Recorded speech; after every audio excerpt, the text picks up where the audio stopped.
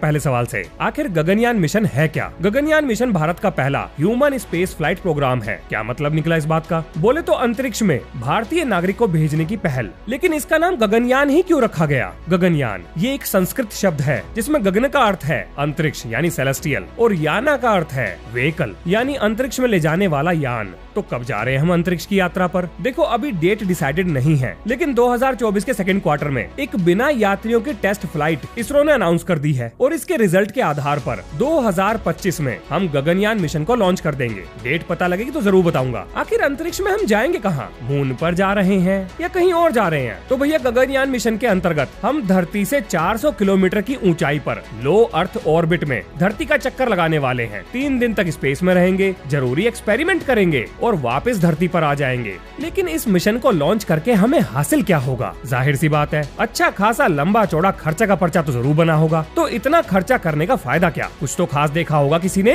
देखो cold war के time से जब से स्पेस रेस शुरू हुई है, अमेरिका अकेला ऐसा देश है जिसने अपने नागरिक को मून की सतह पर उतार दिया। हाँ यही सच है, अमेरिका के अलावा दुनिया में कोई भी देश ऐसा नहीं है जिसका नागरिक मून की सतह पर कदम रख पाया हो। रशिया भी नहीं है, अमेरिका अकेला है। और भारत का स्पेस प्रोग्राम आज की तारीख में बजट के मामले में बेशक नासा के बराबर ना हो, लेकिन काबिलियत और जटिल स्पेस मिशंस के मामले में नासा को कड़ी टक्कर दे रहा है। भारत भी ये चाहता है कि हमारे देश का झंडा मून की सतह पर लहराए। अब इस शब्द को पकड़कर मत बैठ जाना, लहराने से मेरा मतलब है कि हम भी अपने देश का झंडा वहाँ पर गाड़ दें। अब बात करते हैं कि इससे हमें हासिल क्या होगा। तो सबसे पहले मॉनेटरी बेनिफिट्स की बात करता हूँ। बोले तो पैसे का मामला। देखो ये दुनिया उसी चीज पर विश्वास करती है जिसने अपने आप को साबित किया। जब नासा ने अमेरिकी नागरिक को मून की सतह पर उतारा तो पूरी दुनिया का नासा के अंदर विश्वास बढ़ गया और नासा को फंडिंग मिलने लगी, प्राइवेट सेक्टर से फंडिंग मिलने लगी, जिससे नासा ने और एक्सपेरिमेंट्स किए और दुनिया भर का पैसा बनाया। अगर हम कामयाब हो जाते हैं, जो कि जरूर होंगे, तो इसरो पर भी पूरी दुनिया का विश्वास बढ़ जाएगा। और वैसे भी हम कम खर्चे में काम करते हैं, इससे नौकरियां पैदा होंगी। इंटरनेशनल कम्युनिटी में भारत का कद और बढ़ जाएगा। भारत के वैज्ञानिकों की, यहाँ के इंजीनियरों की, यहाँ के डॉक्टर्स की पूरी दुनिया में डिमांड बढ़ जाएगी। हमारे एजुकेशन सिस्टम में दुनिया का विश्वास और मजबूत होगा, नौकरियां बढ़ेंगी, भारत की सॉफ्ट पावर भी बढ़ जाएगी और दुनिया भर के पैसे का इनफ्लो होगा। नए नए प्राइवेट सेक्टर खड़े होंगे और उनकी वजह से और नौकरियां बढ़ेंगी। सबका फायदा होगा। ये देश की तरक्की में मील का पत्थर साबित होगा। दूसरा फायदा, स्पेस में अपनी मौजूदगी को हम बढ़ाकर अपने देश की सुरक्षा के लिए नई नई टेक्नोलॉजीज का विकास कर पाएंगे। हम अपने देश की सरजमी को बिल्कुल अभेद्य बना देंगे। हमारे देश का कोई भी दुश्मन हमारी तरफ देखने से पहले 100 बार सोचेगा। स्पेस वेपन्स अब बहुत ज्यादा दूर नहीं है, ये सच है। और जल्दी ही अलग अलग देशों के द्वारा इनकी मौजूदगी आपको स्पेस में दिखाई देगी। अब ये मेरे पर्सनल विचार है, मैं ये दावे से तो नहीं कह सकता कि स्पेस वेपन कितने सालों के अंदर हमें न्यूज में सुनने को मिल जाएंगे, लेकिन ये होगा, एक दिन जरूर होगा। और क्या पता शुरू भी हो चुका हो। लेकिन एक मिनट, क्या गगनयान मिशन एकदम से चालू हुआ? मतलब एक दिन इसरो उठा और प्रेस कॉन्फ्रेंस में आके बोला हम स्पेस में जाएंगे? देख के तो नहीं लगता कि इसरो इस तरह से काम करता होगा। फिर अचानक से गगनयान कैसे? क्या इसका कोई इतिहास है? बिल्कुल है जनाब, सुनो ध्यान से। कहानी की शुरुआत होती है 2006 में। इसरो एक ऐसे ऑर्बिटल व्हीकल के डिजाइन पे काम करना शुरू करता है जो इंसानों को स्पेस में ले जा सके, क्योंकि रॉकेट और सैटेलाइट भेज कर अपने को काफी कॉन्फिडेंस आ गया था। तो अब हमने इंसानों को भेजने के बारे में सोचा। 2007 में प्रोजेक्ट एक्सेप्ट हो गया, भारत सरकार ने इसे स्वीकार कर लिया और 10,000 करोड़ की फंडिंग अनाउंस कर दी। पर क्या ये पैसा मिला? नहीं मिला, बिल्कुल नहीं मिला। ऐसे ही होता है। इसरो भारत सरकार के चक्कर लगाने लगा। बोले तो 2009, 2010, 2011, 2012 इसरो लगातार भारत सरकार से फंडिंग के लिए कहता रहा। लेकिन मजाल है जो सरकार के कान पे जू रेंग जाए। पेपर में हेडलाइन के लिए सरकार ने प्रोजेक्ट तो एक्सेप्ट कर लिया, लेकिन पैसा ना दे के दे। और फिर तंग आकर इसरो ने सन 2013 में अपनी प्रायोरिटी लिस्ट में से इस प्रोजेक्ट को निकाल दिया और बोल दिया कि ऐसा कोई भी प्रोजेक्ट जिसमें ह्यूमंस को, इंसानों को स्पेस में भेजा जाए, वो इसरो की प्रायोरिटी लिस्ट में नहीं है। फिर आया 2014 का समय, फंडिंग रिकंसिडर हुई, इसरो को इस प्रोजेक्ट पर काम करने के आदेश दे दिए गए, पैसा भी रिलीज कर दिया गया। अब इसरो अपनी रफ्तार पे आराम से इस पे काम करने लगा।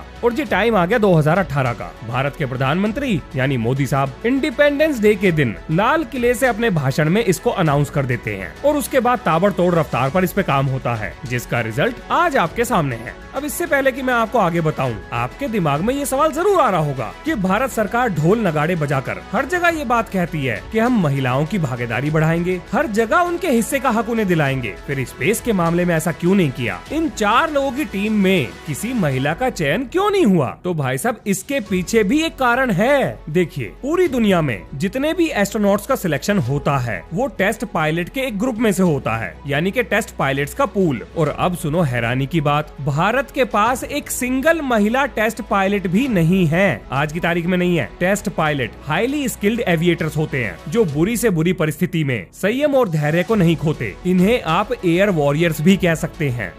ये ठीक नहीं है, नहीं, ऐसा थोड़ी होता है। इतने बड़े देश में एक वुमेन टेस्ट पायलट नहीं मिली, ये कैसे हो सकता है? हो सकता है भाई साहब, बिल्कुल हुआ है। पहले तो फर्क समझो कि टेस्ट पायलट और फाइटर प्लेन पायलट में क्या फर्क है, क्योंकि इसका फर्क समझे बिना आपको पूरी पिक्चर साफ साफ नजर नहीं आएगी। एक टेस्ट पायलट किसी एयरक्राफ्ट के फ्लाइट टेस्ट प्रोग्राम को प्लान कर सकता है, कंडक्ट कर सकता है, गाइड कर सकता है, एरोस्पेस व्हीकल्स और उससे जुड़े हुए सिस्टम्स को भी समझ सकता है। ये फाइटर प्लेन के मेंटेनेंस और डेवलपमेंट के लिए सीधे तौर से जिम्मेदार व्यक्ति होते हैं। इनके पास एरोस्पेस व्हीकल्स और फाइटर प्लेन की इन डेप्थ नॉलेज होती है। ये मल्टीपल एयरक्राफ्ट उड़ा सकते हैं, कम से कम 6 अलग तरह के फाइटर प्लेन्स उड़ा सकता है। कोई एयरक्राफ्ट रेगुलेशंस को मीट करता है या नहीं, ये एक टेस्ट पायलट ही डिसाइड करता है। ये बहुत बड़ी जिम्मेदारी है। अब दिसंबर 2023 के डाटा के हिसाब से भारत के पास लगभग 20 महिला फाइटर पायलट्स हैं, लेकिन उनमें से एक भी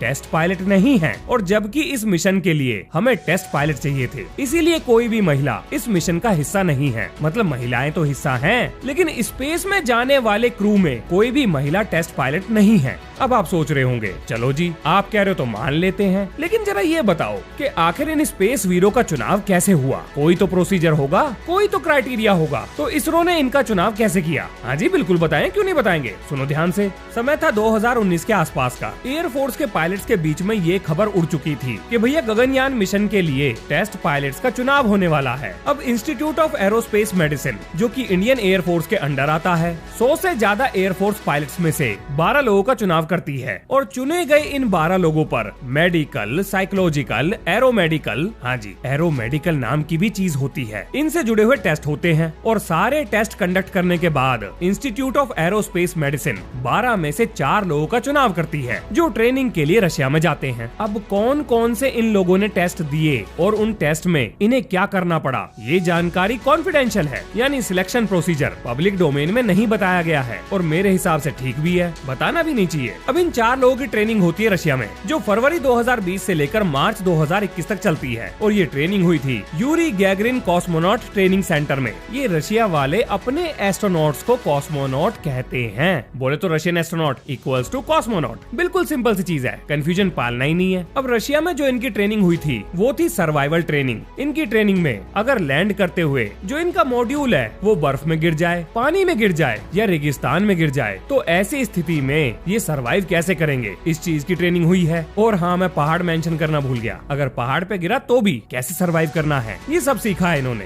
दूसरी चीज, माइक्रोग्रेविटी में अपने शरीर को कैसे हैंडल करना है, मतलब कैसे उड़ना है, इसकी भी ट्रेनिंग हुई है। और 13 महीने की ट्रेनिंग कंप्लीट करने के बाद जब ये भारत वापस आते हैं तब इनकी और ट्रेनिंग होती है, जान लो वो भी। इसके बाद ये सीधा जाते हैं Human Space Flight Centre Bengaluru में, जहाँ इन्हें engineering, design of space vehicle, propulsion system, aerodynamics और basics of rocket and spacecraft के बारे में बताया जाता है। मजे की बात सुनो, इन्हें पढ़ाने का जो सिलेबस है वो इसरो, DRDO और इंडियन एयरफोर्स ने मिलके बनाया है। हाँ जी, बोले तो कॉपी किताब और नोट्स के पर्चे और उसके बाद एग्जाम के चर्चे, इन सारी चीजों से इन्हें गुजरना पड़ा है। एक और मजे की बात सुनो, ये और भी मजेदार है। इसरो, DRDO और एयरफोर्स ने इनका सिलेबस तो बना दिया, लेकिन आपको जानकर हैरानी होगी इनके सिलेबस को अप्रूव किसने किया। तो वो थे wing commander retired Rakesh Sharma और एयर कमोडोर रवीश मल्होत्रा। इनके अप्रूवल के बाद ही इनका सिलेबस इनको पढ़ाया गया।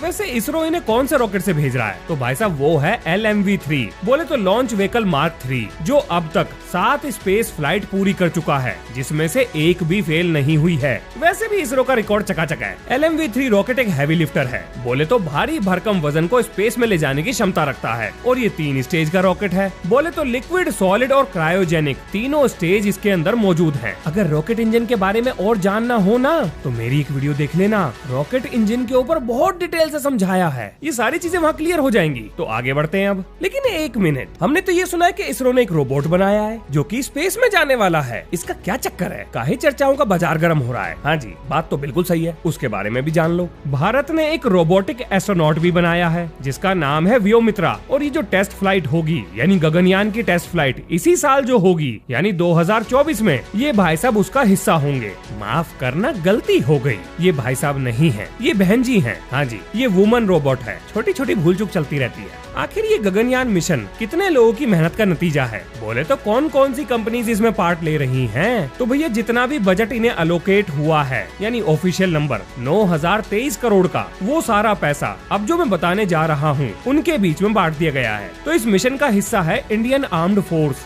DRDO, Indian maritime agencies, Indian meteorological department, CSIR lab, academic institute और कुछ प्राइवेट इंडस्ट्री पार्टनर्स। अब जरा बात कर लेते हैं कि जब हमारे स्पेस वीर स्पेस में जाएंगे तो वहाँ पर क्या होगा। अब ये इस वीडियो का सबसे काम का हिस्सा है, इसलिए ध्यान से सुनिएगा। जिस रॉकेट में बैठकर अपने स्पेस वीर ऊपर जाएंगे यानी स्पेस में जाएंगे, उसके टॉप में क्रू एस्केप सिस्टम लगा होता है। अब ये क्या काम करता है? अगर किसी कारण की वजह से हमें मिशन अबॉर्ट करना पड़े तो अपने स्पेस वीरों को बचाने के लिए हम क्रू एस्केप सिस्टम का इस्तेमाल करते हैं। बोले तो इमरजेंसी एग्जिट वाला रास्ता। उसके नीचे आता है ऑर्बिटल मॉड्यूल। अब यही है वो चीज जो धरती का चक्कर लगाएगी, 3 दिन तक लगाएगी। अब ये एक प्रेशराइज चैम्बर है जिसके अंदर अपने स्पेस वीर एक्सपेरिमेंट्स करेंगे। जिस चीज की ट्रेनिंग ऑलरेडी उन्हें धरती पर करा दी गई है, इसी के अंदर बैठकर करेंगे वो स्पेस भ्रमण। अब ये 2 हिस्सों में बटा हुआ है, एक है क्रू मॉड्यूल और दूसरा है सर्विस मॉड्यूल। अब क्रू मॉड्यूल के अंदर अपने स्पेस वीर बैठकर अपनी एक्टिविटीज करेंगे और जो सर्विस मॉड्यूल है वो क्रू मॉड्यूल को ऑपरेट करने में मदद करेगा। जैसे कि जो थर्मल सिस्टम है, प्रोपल्शन सिस्टम है, पावर सिस्टम है या एवियोनिक्स है, ये सारे जुगाड़ सर्विस मॉड्यूल में लगाए गए हैं। इसरो लगभग सारे जरूरी अनक्रू टेस्ट कर चुका है। हम ड्रॉप टेस्ट भी कर चुके हैं, सेफ्टी चेक्स भी कर चुके हैं, बस फाइनल तैयारी चल रही है। अब इसरो को देखकर एक शेर याद आ गया, बड़ी देर कर दी मेहरबान आते आते, तुम्हें देखकर थम गई मेरी जान जाते जाते। मिलने की आरज़ू में हम तो जिए जा रहे थे, इस दिल का क्या करें इतना बता दो जाते जाते। बोले तो बहुत सालों से मैं इंतजार कर रहा था कि काश इसरो कुछ ऐसा करे जिसका अभी भी लोग यानी दूसरे देश सिर्फ सपना ही देख रहे हैं। इसरो किसी से कम थोड़ी है, लेकिन ये सब करने में हम इतने लेट क्यों हो गए? सारा खेल है पैसे का। इसरो को कभी भी जरूरी फंडिंग नहीं मिली, अगर मिली होती तो ये काम हम बहुत पहले ही कर देते। और आज भी ऐसा नहीं है कि हमने इसरो पर खजाना लुटा दिया हो, ना ना,